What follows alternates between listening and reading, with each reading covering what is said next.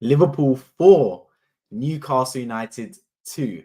Yes, people, welcome back to another Premier League match reaction. Liverpool remain top of the Premier League table and, in fact, extend their lead the top to 3 points. And what a big win for them, man. Massive win. I mean, all the action happened in the second half, to be fair. It was a game that was, in the first half, fiery. 2 chances for each team that was scored offside, a penalty miss. But the second half was where all the action was. And Liverpool thoroughly deserved that victory today. That was a very, very good win for Liverpool. I mean, it was good in many respects, actually. I think that was the perfect game Jurgen Klopp could have wanted because Liverpool played really well. Off the back of 2 games in the Premier League at home against Man United and Arsenal, tough games in their own right, where Liverpool could not do enough to get the victory. They come today against a struggling Newcastle side, who have been struggling in recent weeks, to be fair to them. Not a bad team, but a team that's definitely off colour. And going into this game, Liverpool started very well. They started on the front foot, they were on fire. But the ball wasn't going in the back of the net. You know what it was? That first half, that the shot that was just offside. Obviously, Salah missed a penalty. Dubravka channeled some inner David Seaman, inner Edwin van der Sar performance, Alisson type performance. Dubravka was unbelievable in there, and they still conceded 4 goals, and Dubravka could have been man of the match for Newcastle, which says a lot, to be fair. But yeah, Liverpool couldn't do enough to score in that first half, but they came out in the second half and they found a way to put the ball in the back of that net. And that's so important. Look, I was actually halfway through the game. It was 1-1 because Liverpool took the lead through Mo Salah, which was a beautiful link-up play, by the way, between the 3 front men, Diaz, Nunes, and of course Salah putting it into the back of the net. And I was sitting there thinking, you know what? Liverpool here, obviously the front 3 is not Bobby Firmino, Mohamed Salah, and Sadio Mane of years gone back. But what they've got with this front 3 is they've got much more energy there, especially Nunes. Nunes provides energy. And yes, he's a little bit unpolished. He's a diamond in the dirt. But one thing Nunes does give you is he gives you chances because he runs in behind. I watched Arsenal, my team, against Fulham yesterday, and we didn't create enough chances because there wasn't enough forward runs. Martinelli, Saka, Eddie Nketiah, they're stagnant. They're just stagnant. Everyone's waiting for the ball to feed. Whereas when I watch Liverpool today, everyone's looking to get in behind. Everyone's looking to make things happen. Liverpool can get that ball from defence to attack like this in a split second because they've got runners off the ball. And Nunes provides that. Yes, he might not be the one to score or even the one to assist at times, but he'll always give you energy. And even with runs, it can be a red herring or divert the attention elsewhere. And I thought he provided that for Liverpool today. And then obviously they hit back straight away through Alexander Isak, Newcastle, which was a very good goal, by the way. Anthony Gordon, who I thought had a really mixed game, Anthony Gordon. He showed up big in a couple moments with some beautiful flicks and tricks. But for the rest of the game, he was like walking and being stagnant. He looked very tired, to be fair to him, Anthony Gordon. Very, very tired. But he came up big for Newcastle, and they got a goal to tie up with 1-1. And at that point, I'm sitting there thinking, hang on a minute, okay, it's 1-1. We're counting down the time. There's about 20 minutes left. And I sat there and I said, you know what? If Liverpool do end up drawing this game, which was a possibility with about 20 minutes to go, it's not the end of the world for Liverpool. Because I've seen enough in this game to know Liverpool are a really good team. When I watched Arsenal against Fulham, and as I said against West Ham United, neither game I thought Arsenal did enough to win that football match. Yes, against West Ham, we had 30 shots, etc., and XG of 2.7. But for me, there wasn't enough clear-cut golden chances to win that game. Liverpool at 1-1, there was an XG of like 4.6. It was crazy. They had an XG of like 4.6 at 1-1. That's when you just go, it's not one of your days. And at that moment, I said, look, if Liverpool can't win this game, fine, but don't lose it. Because 1-1 isn't a terrible, terrible result. You can just put it down as one of those days. But what ended up happening was Liverpool went and found a way to win this football match. And that will really please Jurgen Klopp because it was a fantastic performance. And they got a win as well to cap it off. And look, we can talk through certain aspects of the game. For example, many will talk about the referee and how that should never have been a penalty. And I agree. I don't think it was a penalty. I think both of them were harsh, to be fair. I think Diaz's one when he went down for the first penalty was more of a penalty than the Jota one. The Jota one just sums up football nowadays, right? It just sums up football. Jota, he gets the slightest bit of contact from Dubravka's elbow. The slightest bit of contact. He takes another step and then just falls over. Like, surely you got to put the ball in the back of net there. Surely you have to. I mean, look, that just sums up football nowadays. I think it was a very soft penalty, the second one, to be fair. And look, they gave it. The referee fell for it. It's one of those things. Offsides, I mean, offsides are plenty. They're not showing the lines for offside anymore. Has anyone else noticed this? Sky Sports not showing the lines for offside. I don't get whether that's a Sky Sports thing or that's a Stockley Park thing, but it must be Sky Sports because they must be doing the lines at Stockley Park because how are they going to do offside? I've said it for ages now on this channel. Bring in semi-automated offside that we've seen during the World Cup and seen in the Champions League. I don't see one reason why they shouldn't bring it in because I can't be having this Microsoft Paint and Microsoft PowerPoint to understand if the line's on onside or offside. Just forget all of that, man. Bring in the semi-automated offside and make the game so much quicker and smoother. But other than that, I think the referee, look, He had a very tough game to control, but I think he did as best as he could. A couple of bad decisions in there. But equally, I think Joe Linton should have got sent off because he should have got a yellow card first for a very cynical challenge, and then he did get booked in the second half for an absolute cruncher on Ibrahima Konate. So look, I think it's 6 in one hand, half dozen in the other. The main thing is that Liverpool won the game with or without the referee. I think they were far deserved the 3 points. I don't think Newcastle were terrible. I just think Liverpool overran them. And I thought this was one of those games that epitomised that if Liverpool are at their best, no one can get with them. No one can get with them. Because this Liverpool performance warranted a 6-2, 7-2 victory. It was that good. Not like Newcastle were bad. Newcastle defended actually very well in moments. But Liverpool were just that good. They were just that on it. Every second ball was theirs. And when Liverpool play that certain, aspect to their game, I call it the emotional side to their game, they're very tough to beat. Liverpool along with Real Madrid are the only two teams in this world that I genuinely believe can harness emotion when it comes to football. I feel like a lot of teams, when emotion gets involved in the football match, it goes too far. They go over the top, they end up throwing too many bodies forward and get caught on the counter-attack, or someone gets a red card, etc. They don't harness the emotion. But Liverpool and Real Madrid are the two clubs I know in world football that when emotion's involved in the football match, it's got that extra little bit of spark, that extra integrity, extra intensity in the football match. Liverpool know how to use it to their advantage, and they really do utilize that 12th man in the Anfield crowd at times. And I thought they used it today. They were well worth the 3 points. And it's a big game for Liverpool as well. Let's not forget that, because they played on the Monday. They would have watched Man City win against Sheffield United. They would have watched Arsenal lose yesterday to Fulham, knowing if they win today, they remain top of the Premier League table. Their first game of 2024, knowing it's the last game before Salah leaves for AFCON, Endo leaves for the Asia Cup, etc. So it's a big game for Liverpool, man. Let's not make any mistake about it. And they still came through, in my opinion, with flying colours. I thought it was a terrific performance from them. Absolutely terrific. So yeah, I think Liverpool well worth the 3 points, deserve it as well. And my question is now, are Liverpool favourites for the title? Are they? Because what I've watched from Arsenal over the past two games, I've really seen a vulnerability to Arsenal that I've not seen in Liverpool or Man City this season. Arsenal, so far this season, have been good at times, but also been scraping results. Whereas Liverpool, I know away from home, they've got lucky at times. I do genuinely believe that. But Liverpool at the start of the season weren't playing their best. I thought they were scraping results as well, just like Arsenal. But what I've seen from Liverpool in recent weeks has been a Liverpool team that's improved in performances. Again today, fantastic performance. I thought they were good against Arsenal. I thought they were good against Man United. They just lacked that final third cutting edge. And I thought they were good against Burnley as well. But Liverpool have got better as the season's progressed, whereas I've seen Arsenal be stagnant. Now, Man City are that one impending, locomotive in everyone's rearview mirror that you're expecting them to just kick on and go into fifth gear and just absolutely overtake the competition with the DRS zone that they're going to go into. But you don't know with Man City, right? Like Man City, everyone expects them to kick into gear, but when's that going to happen? Like Kevin De Bruyne is back from injury now. Erling Haaland's going to return from injury. So you expect them to get back to their very best. But Man City haven't been clicking all season. I actually think Man City have been worse this season than any other season I've seen them under Pep Guardiola in recent years, to be honest. So I think Man City still remain favourites for the Premier League title. I think Liverpool have overtaken Arsenal as second favourites. And I do think Arsenal are third favourites for the title. But one thing's for an absolute fact now. Liverpool are no longer underdogs. So I do think for the start of this season, I genuinely do believe this, that there was a period where Arsenal and Man City were talked about as title challengers and Liverpool going under the radar. No one really spoke about Liverpool. But I think now, ever since the last two games, I've seen Liverpool beat Burnley and beat Newcastle, and conversely, Arsenal have lost to West Ham and lost to Fulham. We've seen Liverpool now overtake Arsenal, in my opinion, as actually more title contenders than Arsenal are and more favourites than Arsenal are. So it's flipped the rankings. And look, as I said, you don't get any trophy for being top at Christmas. You certainly don't get any trophy for being top at January 2024. But you will get a trophy for being top in May 2024. So Liverpool got to keep this up. Now without Salah, it's all about how do you survive. I'm going to pull up Liverpool's next games in a second, later on in the stream. So make sure you stay tuned for that. We're going to talk through who I expect them to beat, who I expect them not to beat, what they need to do to remain in the competition and go from there. But in the meantime and in between time, let's get into your comments. And before that, 70 people watching right now, make sure you do subscribe down below. If you are new around here, if you love Premier League and football match reactions, I'm Wi-Fi by tune in and basically stream after the most televised football matches. So make sure you do stay tuned down below if you don't want to miss any. Let's get into your comments. Geordie, appreciate you on the stream. Well played, Liverpool. Yeah. And look, not badly played either for Newcastle, because Newcastle come into this game, right? And they were on poor form coming into this game. I watched them against Forest. They were bad.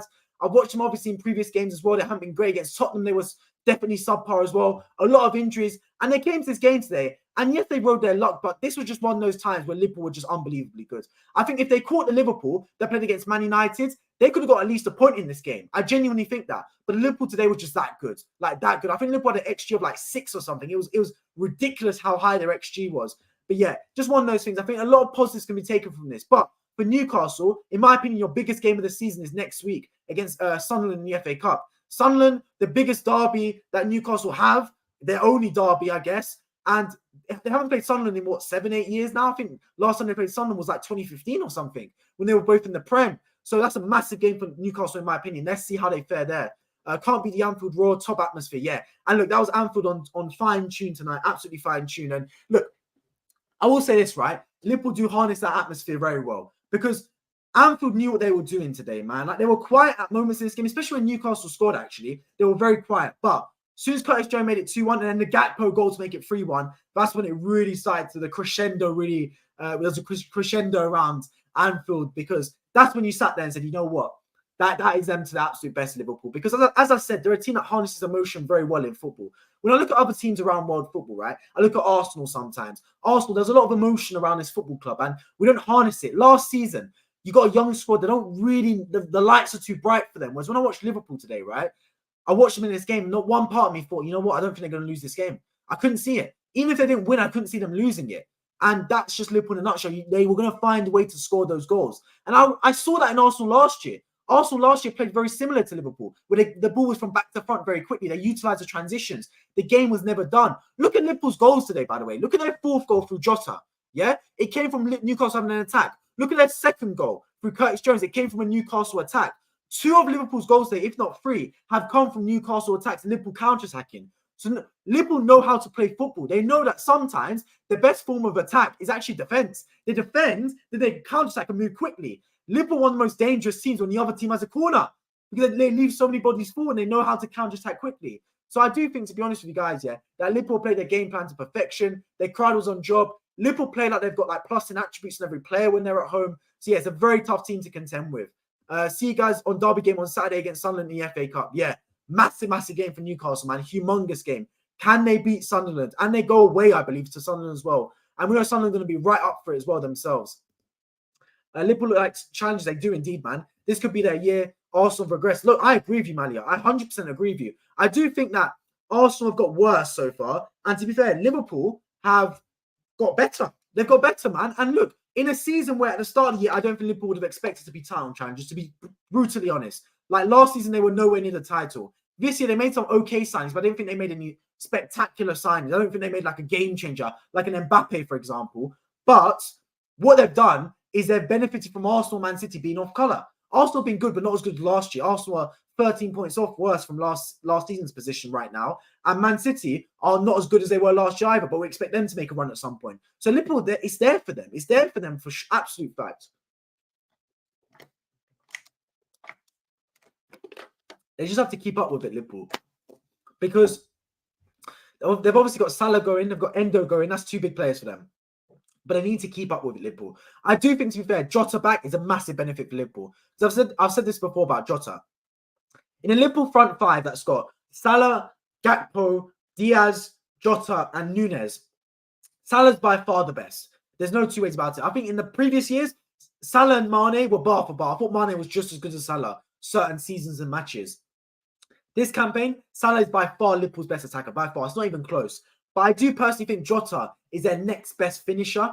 I think Jota is their actually next polished player. I think Diaz has fallen off this season compared to last year. He's taken a step back. I think Nunez is very, very good in terms of his actual ability and tenacity. And he's an athlete. But I don't think he's a polished diamond yet. I still think he lacks the finishes. I think Gakpo's poor. I really do. I know he scored today, but even his goal was scruffy. Let's be real. He got very lucky with that. I think Gakpo should nowhere near start for Liverpool. So in my opinion, to be honest with you guys, I think Jota being back is a massive benefit. Massive benefit for Liverpool. But can they contend without Salah? They're lucky that they've got not many Premier League games right now. If it was during the December period, they might have been a little bit stuffed. But thankfully for them, they've obviously, it's during the January period, which is notoriously not had a lot of Premier League games because you've got a winter break as well for each club that has like an off game. So Salah could be missing, look, maybe 5 or 6 matches and maybe 3 of them in the Premier League. And if Egypt crash out early, he could even get back in time to play Arsenal in February. So you never know. But one thing's for an absolute fact, Liverpool just need to stay afloat. Stay afloat, man. If you don't lose any games from now until Salah comes back, you're in a very good position. Very, very good position. That's an absolute fact. Marley, appreciate joining the stream, my friend. Gakpo was offside and Jota penalty was soft. Refereeing is suspect. I don't think Gakpo was offside. I think he was onside, but I do agree the Jota penalty was soft.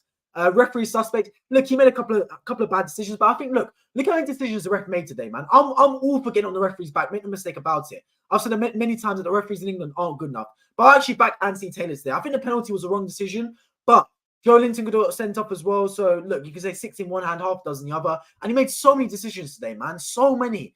Like, this was not a good game for referee to manage, bro. There was so many decisions to take today. I thought he actually had an okay game, Anthony Taylor, to be fair. Anthony Taylor's out of control. He dives, dirty tricks, the PGMO, not Sky. Yeah, I mean, look, I hear you, but look, that's Liverpool in a nutshell sometimes. I mean, Diaz did the same thing earlier for the first penalty. They feel the contact, they stay on their feet, then they fall to the ground afterwards. I don't get it. Like, Jota's one especially is so confusing. Like, bro, you were on your feet. It was an open goal. Why not just score? I don't get it. Like, it's an open goal. Like, it's not like he went around the keeper and was almost going to go off the pitch. Like, the goal was open. Like, just put the ball in the back of net, mate. I don't get it, but it's just one of those things, man. It's one of those things. They got the penalty at the end of the day. Salah scores it. If he doesn't score it, we could have had a 3-3. We never know. But I think Liverpool were well worth the 3 points anyway. It's not like they scammed their way to victories today. I think it was a convincing Liverpool win. UD, appreciate you on the stream. The red Liverpool is the best. Well, they're looking like it right now, man. If we look at Liverpool right now, let me share my screen, actually. If we look at Liverpool right now, they are the best. Like, they're best in the Premier League right now for an absolute fact. If we look at the stats today, guys, man. Like, look at these stats. We're looking at Liverpool, yeah? 34 shots, 15 on target, 64% of the ball, compared to Newcastle's 5 shots, 3 on target. That's domination, man. I mean, Arteta was talking about how Arsenal had 30 shots against West Ham. Liverpool just done it by 4 and had 15 on target, compared to Arsenal's like 7 on target. So look, Liverpool well worth the 3 points today. If I look at their XG as well, Liverpool versus Newcastle XG, I think it was like 6 for Liverpool. Like, I genuinely think it was like incredible how high the XG was. Salah had an XG of 2.74 himself. Yeah, Liverpool had an XG of 7.27 to Newcastle 0.59. Do you get what I mean? That's the highest ever XG in Premier League football. So it just shows you Liverpool on top form today that you can't even blame the referee for this one. It was purely Liverpool. Like, Liverpool were absolutely by far deserving this victory. Not that Newcastle were bad. It's just Liverpool were that good. They were superb today, absolutely superb. And if we look at the Premier League table right now, guys, yeah, so I think that's very important to look at the Premier League table here. Liverpool sit top, and they sit dandy at the top as well. Because look at their form. Bar the Arsenal draw and the draw against Man United, they've got 3 wins out of their last 5, which is not bad. Then you look at Aston Villa below them, 3 points behind them. Man City, if they win, they got 2 points behind Liverpool. But Man City don't have the greatest form. And look at Arsenal right now. 3 losses in their last 5, absolutely teetering on terrible form. But the key for me is, look how many games they've lost, Liverpool. They've lost 1 game this season, and it was to a Books decision in the Tottenham game where they were down to 9 men. Other than that, they've been good. They've been good this season, Liverpool. So my question is, can they go all the way? And I genuinely think they can. I think they can. I think they're bigger title favourites than Arsenal right now. I think they're on better form than Man City right now. Can they keep up with it? That's the only question. I think January is massive for Liverpool. Absolutely massive. If Liverpool can sign a CDM in January, not that Endo is bad, but I think they need a proper CDM. And for me, I think they need a backup right winger as well, just to be as a backup to Salah. And I personally go for a backup fullback as well, because obviously Trent is an injury away from having no fullback. And obviously Robertson Simic has been injured for a while now. So I think if they can get a backup fullback, a CDM, and a backup right winger, which is possible in one window, by the way, that's 2 backups and 1 starter. Liverpool are in a very good position to challenge for this league title. Tell you guys that for an absolute fact. But let's look at their fixtures, though, because that's the main thing for Liverpool. They've got Arsenal in the FA Cup, doesn't really matter. It's an FA Cup game in my eyes. Then they've got the EFL Cup, doesn't really matter either. Bournemouth away is a tough game. Bournemouth are firing recently. Obviously, they lost to Tottenham, but they've done well in recent weeks. Then they've got Chelsea at home. Then they've got Arsenal away. Arsenal away. Then they've got Burnley at home. Then by then, Salah will be back. So he could potentially miss 1, 2, 3, and maybe 4 games in the Premier League. Now, Bournemouth away is not an easy game. I think it's a winnable game, but it's not an easy game. I think Chelsea at home is an easy game. I think you'll beat Chelsea at home. I think Arsenal away is as tough as it can get, alongside the Etihad. And then Burnley at home is a banker 3 points. So if they can survive these 4 by winning these 3 and drawing at Arsenal, I think Liverpool will win the title. I genuinely think that. If they win these 3 games and draw to Arsenal, I think Liverpool will win the title. Now, if they lose to Bournemouth and draw against Chelsea and lose to Arsenal, suddenly you think, oh, what can happen? Because it can happen, guys. Now, I saw after Arsenal drew to Liverpool here, 1-1, I thought Arsenal were in a great position to win the title. And then we went and lost West Ham and lost to Fulham. So momentum is crazy in football. Momentum can swing at any given moment. So that's why we love the Premier League, because anyone could beat anyone, right? And we can sit and go, oh, it's guaranteed that Liverpool are going to win these games. They've got Burnley at home, Chelsea at home. But anything can happen in football, guys. Absolutely anything. So don't count your chickens before they lay their eggs. That's what I always say. And I do think that although Liverpool in a good position, I don't want to call it. Because there's one thing about Liverpool that they haven't proven in the past 2 seasons, and that's sustaining a run away from home. Because this season, even away from home, they've been a little bit suspect. Even the game against Crystal Palace they won was suspect. They had to win off a Buggs double yellow cards. Tottenham away they lost, obviously. Luton, they didn't manage to win that game, etc. So Liverpool's home forms, I have no question about it. It's terrific home form. But their away form is where I have reservations. Can they fix it? If they can, they're on their way to a title. I'll tell you that, guys, that for an absolute fact. Goal difference is way better. It is indeed as well. Look at Liverpool's goal difference as well. If we look at it, yeah. Look at the table. Liverpool's goal difference. They've got 18. Sorry, that's their goals against. Goal difference 25. Arsenal's goal difference is 17. Do you get what I mean? They're 8 ahead of Arsenal. Goes to show all, really. Arsenal, look at Arsenal, how many goals Arsenal scored this season. 37. Not putting the ball in the back of net consistently enough. Tottenham have scored 5 more goals than Arsenal. Goes to show it, man. Brighton have scored more goals than Arsenal. Newcastle have scored more goals than Arsenal. Chelsea have almost scored more goals than Arsenal. It just says it all, really. Arsenal not putting that ball in the back of net. Only Man United can't seem to score as many as Arsenal, really. That's what it is, bro. But yeah, Arsenal in the wilderness in fighting. Yeah, and here's the thing with Arsenal, right? Arsenal don't look like a team that's got enough quality players in their squad. And I hate to say it, but it's true. And the narcissist Mikel is destroying our team. Well, here's the problem that Liverpool haven't got the Arsenal have got, right? Arsenal don't have a world-class attacker. I watched Monday Night Football today, right? Obviously, the game was going on. And before the game, you had my man Jamie Carragher actually talking about the game and talking about Arsenal and how he thinks that none of Arsenal's attackers are world-class. And he exactly said what I've been saying. None of Arsenal's players are world-class because not a single player in this Arsenal squad I can bank on getting those 20 goals a season that Salah can get. Look at Salah today. He got 2 goals. And he was fantastic in that second half. You look at my man Saka. He's not getting 20 goals a season. Neither is Martinelli. So I think there's a real discrepancy there of the 2 teams that I do worry about. Tommy, appreciate you on the stream. Long time no see, my friend. Happy New Year. Happy New Year to you too. It's my birthday today. Happy birthday as well. A good game for goals, but some suspect defending in this game. I agree with you, Tommy. I 100% agree with you in this one as well. And you got a darts PFP as well, man. Darts Championship today. I was watching some of it.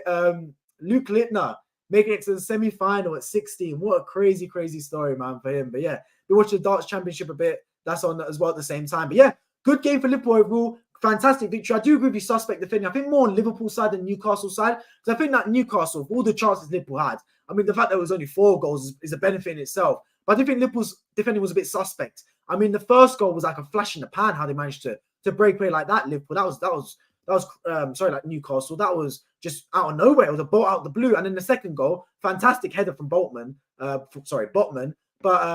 But Liverpool definitely should have locked up from that corner, man. You got Jota defending Botman. It's just a mismatch by all accounts in my eyes. But yeah, Luke can win. It would be incredible. I'd love to see it. I'd absolutely love to see it, man. At 16, bro. He's just absolutely tearing it up indeed. But I can't wait for semi-finals tomorrow and the final the day after. But yeah, overall, guys, I want to hear what's everyone's thoughts. Who is going to be the Premier League winners this season? I think personally, guys, yeah, that Man City is still favourites, but I do think now, after this game, Liverpool flipped Arsenal's second favourites. I think United are... Sorry, not United. I think City, top, Liverpool second, Arsenal third is right now my rankings. Right now, if I have to be completely honest. But that's just based on previous City form, like in terms of recent seasons. I don't actually see them. I don't actually see Man City hitting that same form this season right now, but I'm hedging my bets on them, watching them in recent years. That's the only way I'm judging it. If I judge it this season, say I don't have any sort of previous knowledge of previous seasons, it's my first time watching football, I would say Liverpool got the best chance to win the title. So if I watched every team right now, Liverpool look the most on form. But anything can happen, man.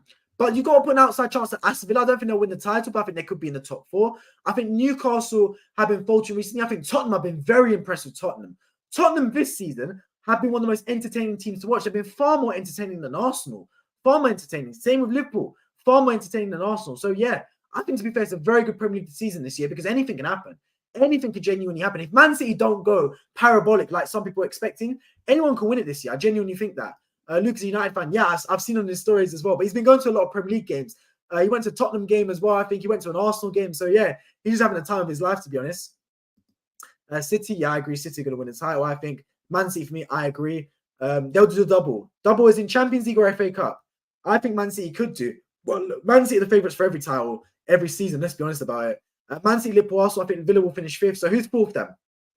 Tottenham or who? And my other question is this: who gets sacked first, Eddie Howe or Eric Ten Hag? Now, if you asked you that 2 weeks ago or 3 weeks ago, you'd be sitting there thinking, am I an absolute loony bean? But right now, guys, Eddie Howe is on a run of 6 or 7 games losing in his past like 9, which is crazy. They can't seem to buy a victory. I don't think they were bad today, but I don't think they were great. They've got Sunderland next week. Now, don't underestimate Sunderland. Now, FA Cup obviously is a competition not a lot of people care about in relation to the Premier League, but that is Sunderland. That is your biggest rivals as Newcastle fan. You've not played them in 7, 8 years. I think they last played them in 2015 or something. So if they lose to Sunderland, there could be a lot of pressure on Eddie Howe's shoulders. Now, Eric Ten Hag is surviving for now, and I think Eric Ten Hag's doing okay because Ineos is backing him, which I think is a massive step forward because they've got this obviously new minority ownership in Jim Ratcliffe and Ineos, Sir Jim Ratcliffe, I should say, sorry. And Ineos has taken over the football directing role in the club. So, although I don't think Man United have been great this season, in fact, I think they've been terrible this season, especially against Forest as well. I thought they were far off it. They look disinterested, to be honest. I think they're going to survive for now. And Man United are pulling out results out the bag. Like, they're beating Aston Villa. Like, no one expected that to happen, especially after being 2-0 down at half-time. But I think, personally, Eddie Howe could go purely because the Newcastle United owners might not stand for this sort of form. That's the only reason. I don't think he should go. I think, if anything, he should stay more than my man Ten Hag should stay. But I just think if you look at both the owners, the Newcastle owners seem a bit more cutthroat than the Man United owners, to be honest. FA Cup and Premier League, I could see that happening. I forgot Tottenham 4th. Yeah, I think, and if Tottenham do finish 4th, that's a fantastic first season for Ange Postecoglou. Fantastic first season. Eddie Howe's been exposed. He is a little bit, to be fair. He is, but it's just a bad December. It's one of those things. They need to turn it around big time, though, in January. Henry, appreciate you on the stream, my friend. Man U boss. What you think they've got? You think Ten Hag's got more chance of going before Eddie Howe? I can hear it. I definitely hear it. Money Merchant Hand Sanitizer FC. Yeah. Dennis, how do Arsenal usually do on your birthday? Cardiff 1-10. I swear 9 out of 10 times they win. Well, there we go, man. Arsenal haven't played my birthday for a long time, but last time Arsenal played my birthday, we beat Man United 3-1. It was a few seasons ago. Nuno Tavares scored after like 2 minutes. That's all I remember. But I don't know. My birthday is April 23rd, so it's not always games. And I can actually check, do Arsenal play on my birthday this year? Let's see. Arsenal are due. No. Arsenal won't play on my birthday this year. It's sandwiched in between Wolves and Tottenham. But it could be a Champions League game, so you never know, man. But yeah, right now I'm just focused on Arsenal right now because we're in a bit of free fall, to be honest. I want Mikel to go. It's not time for him to go yet, to be honest, but I do think, to be honest, right, that if he doesn't win anything this season and doesn't win anything next season, he has to go, in my eyes. Has to go. Stu MC, appreciate you on the stream, my friend. Cool stat. Trent Alexander-Arnold has the most spin on one-leg dribbles. Has the most spin on one-leg dribbles lost in the Premier League. What does that even mean? Most spin on one-leg dribbles. What does that even mean? I'm not sure. But a point about Trent Alexander-Arnold, by the way, I think Trent is one of the most underrated right-backs in the Premier League. And I know people saying how is he underrated, given that, what's it called? That he's obviously one of the most talked about players at right-back. But this kid is actually unbelievably good, Trent Alexander-Arnold. Like, he had a shot today in that first half that might not make the highlights because there was 6 goals in this game. But genuinely, it was like prime, like Maicon, Roberto Carlos. Like, if Trent Alexander-Arnold was Brazilian, I would not be surprised. Like, if he was Brazilian on his mum's side or something. Because that had tech on it, the way he shot that ball. That was crazy, man. Like, I thought Trent Alexander-Arnold as well what he does as well, right, Trent? His long passing is actually so good. Because there are certain times today where he gets the ball right back and he just spins it in behind to Salah, and you just can't stop it. You genuinely can't stop it, man. Just brilliant stuff. Shakespeare birthday. It is, and it's also the day Shakespeare died as well. So yeah, fun stuff. Anyone didn't know that. As long as Danes doesn't, well, there we go. As long as Danes doesn't die on the same day like Shakespeare. Well, there we go. Exactly. I hope not. He is. Trent gets spun and he dangles a leg in the air when dribbled past. Oh yeah. Like Anthony Gordon did. I get you. But look, you take that. You take that with Trent because he provides you so much going forward. And look, here's the thing, right, about Trent Alexander-Arnold. I think he's actually improved a little bit defensively. I don't think he's great defensively, But I do think, to be fair, that he's actually improved from last season. I thought last season he was very bad defensively, Trent. Like, I'm talking exposure levels. Like, the thing about Trent is, right, him and Zinchenko are bad defensively, but Zinchenko doesn't give me enough going forward, whereas I know Trent's a match winner. Like, he'll give you something going forward. So that's the difference in my eyes. Virgil berated him for the casual left foot effort when he saw off Isak. Yeah, exactly. And look, I don't think Liverpool's defending was great today. If you look at the chances Newcastle had, they had one chance out of completely nowhere that I didn't even see coming. And then they had obviously the corner that they scored from as well. But other than that, they did nothing, Newcastle. Let's be real. They did nothing. And it's not against them. It's just Liverpool are so dominant that this game should have been 4-5-0 at least. Like, I actually think Liverpool could have won this game 6-7-0, to be honest, with the chances they had. Salah missed a penalty. Nunes missed a couple one-on-ones, etc. So, look, I just got to sit there as Liverpool and go, look, if your defending improves, which has been good this season, they're defending, I see no reason why they can't go all the way and challenge this title. But like I said, this January is massive for Liverpool. Absolutely massive. For me, a backup left-back / right-back, a backup right winger, because Salah's going for AFCON, and plus, even so, you haven't got anyone as a backup natural right winger. And the starting CDMs, I think Endo, although he's done well in recent weeks, I still don't think he's a top caliber CDM. And I think if you sign those 3 players, which is 2 backups and a starter, Liverpool can go all the way, in my opinion. All the way. He's good, but the hyperbolic nonsense is daft. He's not a fullback, always a midfielder. Here's the thing, right? I don't think he's a midfielder by trade, but equally, he's not good enough defensively to be a starting, like, when I say starting fullback, I mean as in, like, that's going to win you matches from his defensive standpoint. But one thing Trent Alexander-Arnold does give you is gives you end product from the right-hand side. Now, Liverpool with Trent and Robertson always provided attacks down the wings. And when I say the wings, I don't necessarily mean Salah and Mane / Diaz. I actually mean Robertson and Trent. Because what would happen is, right, they'll just be balls whipping in left, right, centre. And then actually circumnavigate all the chances out to the right-hand side, basically, and left-hand side. They just literally just do it in a circle. Like, if the right-hand side didn't work, they switch over to the left. Just balls in, balls in, balls in. It's no surprise that I believe Trent and Robertson have got the most assists out of any defenders in the Premier League. That's not a surprise. That is Klopp's game style. It's get the ball out wide areas, basically suffocate the opponent from the wings, and then put the balls in the box. And that was what was happening. They were getting so many chances from that. They've missed the fact that Robertson's been out for like 2-3 months now. And obviously Joe Gomez, Simicast was in there, who I don't think is great. And Joe Gomez obviously is not a marauding fullback like my man Robertson was. But one thing Trent does give you is he gives you end product. And that's the main thing. Now, Trent can play midfield. He's been playing at like cam for England. But I think you just need someone that can give you attacking end product from every area in the pitch. And I think having him at right back just gives you another attacker on the pitch. And I think that's so important. The real poison, appreciate on the stream. How's my favorite delusional gunner? It's like, how's it like bottling first? Hey man, it's one of those things. I wasn't getting carried away anyway because I don't think we were going to go all the way right now. But look, we were top at Christmas. We don't get anything for it. Liverpool top in 2024, well 2023 heading to 2024. Let's see who's top at the end of May. That's what I always say. He was at youth. He was a right mid as well at youth, I do believe, as well as a sentiment. I'm pretty sure. But hey, look, it's one of those things. Prediction for Arsenal Porto. Well, Champions League's far, far away, to be honest. I will be doing my predictions for Champions League close to the time. Look, I wouldn't be surprised if we get knocked out, but I'd be very, very disappointed if we do, to be honest. I think Arsenal should be winning. But we lost last year to Sporting Lisbon, so I don't want to get ahead of myself. He's good at going forward. I agree. He's definitely very good at going forward. In fact, in my opinion, he's the best actual offensive defender in the Premier League, offensive fullback. I think he's superb going forward. But yeah, I appreciate everyone that's tuned in today for this live stream. I'm going to be having transfer daily videos coming out, and I'll be getting some more content out as well. I've got exams coming up in the next week, 2 weeks. But after that, even more content coming out. And of course, live streams on the weekend for Arsenal versus Liverpool in the FA Cup, and potentially Sunderland versus Newcastle as well. Maybe that game, but definitely Arsenal, Liverpool. And then we're back as well for Premier League the week after. Guys, the next time we have Premier League action, let's not forget, it's a split.